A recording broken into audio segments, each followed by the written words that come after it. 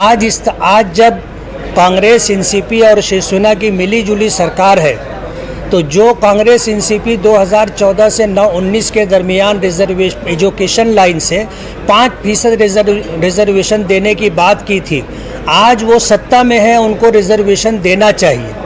लेकिन ऐसा लगता है कि सरकार मुसलमानों को रिजर्वेशन देने के मूड में नहीं है। कल नवाब मलिक साहब ने हाउस में जो बात कही वो ये कि महाराष्ट्र सरकार अपना पल्ला झाड़ रही है और केंद्र सरकार के पाले में गेंद डाल करके ये कहना चाहती है कि 50% से ज़्यादा रिजर्वेशन देते नहीं आता।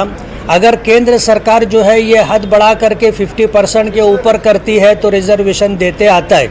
हाउस के अंदर काफ़ी हंगामा हुआ। हमारा ये मानना है कि आज की सरकार जो सत्ता में है ये खुद भी रिजर्वेशन देना नहीं चाहती और हमें ऐसा लगता है कि मुसलमानों को अलग अलग नाम से बेवकूफ़ बनाने की बात की जा रही है।